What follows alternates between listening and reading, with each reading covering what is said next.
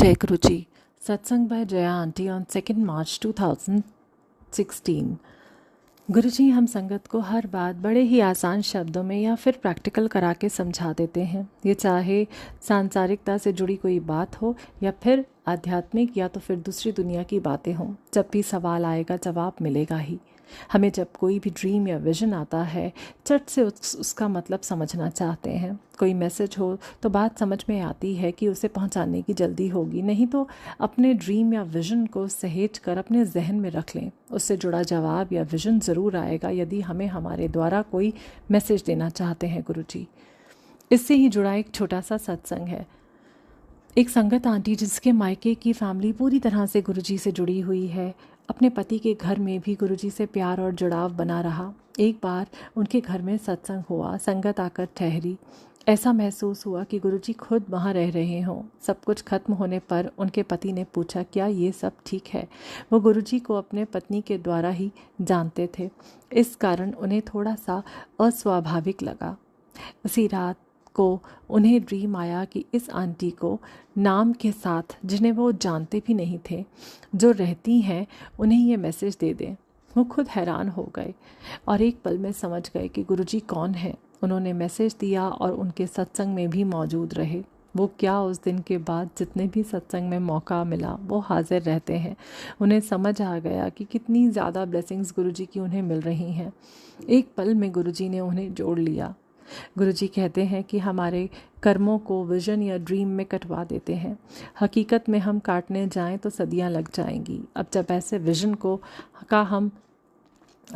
Vision का हम जवाब ढूंढेंगे तो कहाँ से समझ पाएंगे?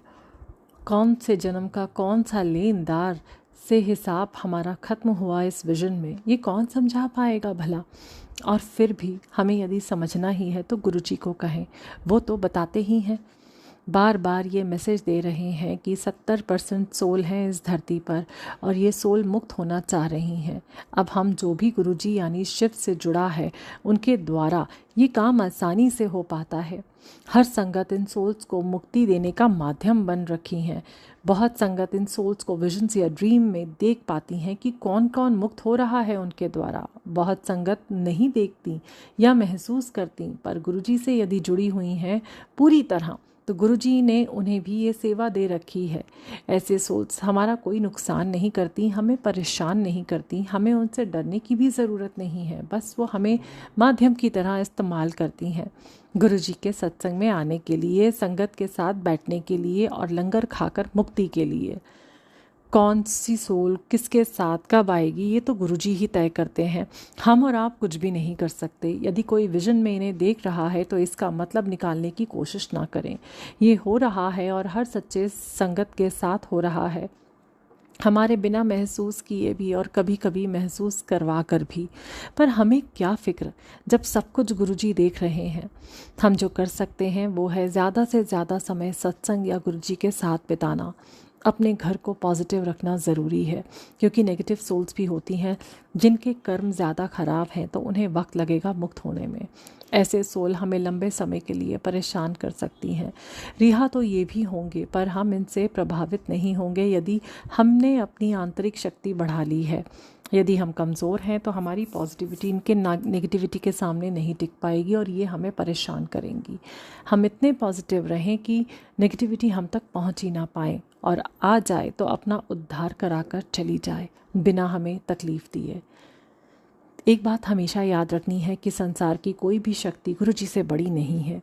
हम यदि गुरुजी की शरण में हैं तो हमारे द्वारा कई असंभव काम भी हो सकते हैं, क्योंकि करने वाले हाथ तो हमारे दिखते हैं पर दरअसल होते गुरुजी के ही हैं।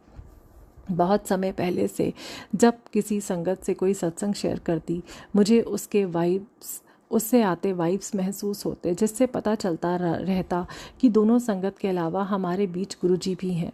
अब जाकर समझ आया कि जो बात हमें समझ आ गई है और कोई संगत को समझाना है, तो दरअसल वो सवाल तो गुरुजी को पूछ रहा है। तो ऐसे में हमारे मुंह से निकला एक एक शब्द गुरुजी का ही होता है, और ये तो हर संगत के साथ होता है। बस एक बात ध्यान में होनी चाहिए कि बातचीत में प्योरिटी का होना बहुत ज़रूरी है।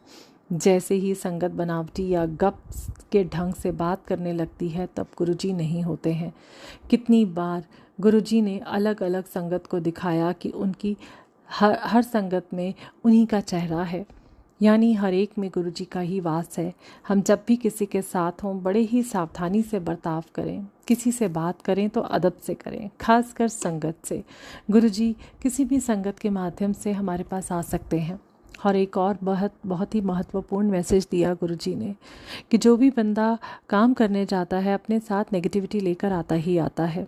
पहले के समय में सिर्फ मर्द काम पर जाया करते थे और महिलाएं आग जलाकर खाना बनाती थीं, तो इस प्रक्रिया में ये नेगेटिविटी ख़त्म हो जाती थी और घर भी पॉजिटिव हो जाता था। आजकल माहौल अलग है, आग तो नहीं जलाई जाती। हम इसकी जगह ये कह सकते हैं कि रोज़ सुबह नहा कर मंत्र जाप करके घर में धूप धूमन जला दें। इससे घर में आई नेगेटिविटी चली जाएगी और थोड़े ही दिनों में घर बिल्कुल पॉजिटिव हो जाएगा। अभी हम संगतों के घरों में भी दो तरह के लोग हैं, एक तो मनमुख और दूसरा गुरमुख। इन दोनों का जो मतलब गुरुजी ने समझाया है वो शेयर करती हूँ। मनमुख वो लोग हैं जो अपने मन की मानकर चलते हैं। उनके ज़िंदगी में होने वाले हर अच्छे काम का श्रेय गुरुजी, उनकी ज़िंदगी में चलने वाले हर अच्छे काम का श्रेय वो खुद लेते हैं। ईगो बहुत होता है, वो गुरुजी को नहीं मानते। माया हर वक्त उन पर हावी रहती है।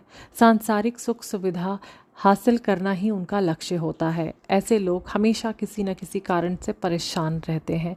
इनका मुंह सदा ही लटका रहता है। दूसरे गुरमुख जो गुरु को मानते हैं, उनके हिसाब से चलते हैं। उन्होंने अपना अहम त्याग दिया होता है और मानकर चलते कि जो भी हो रहा है वो उनका गुरु ही दे रहा है। गुरु की आज्ञा ही सब कुछ होती है। ऐसे लोग सुख और दुख दोनों में सामान्य रहते हैं। इनके चेहरे से हमेशा चमक आती रहती है। इन्हें संसार की मोह माया परेशान नहीं कर पाती। गुरुजी ने कहा है कि वो इन मनमुख इंसानों को धीरे धीरे गुरमुख बनाने आए हैं। आएंगे तो सभी, पर कोई थोड़ा समय लेगा तो कोई थोड़ा और ज़्यादा, पर तभी सबका कल्याण होगा। जब हम अपने साथ रहना सीखते हैं तो धीरे धीरे हमें उन शक्तियों के बारे में पता चलता है जो हमारे अंदर हैं पर हम नहीं जानते।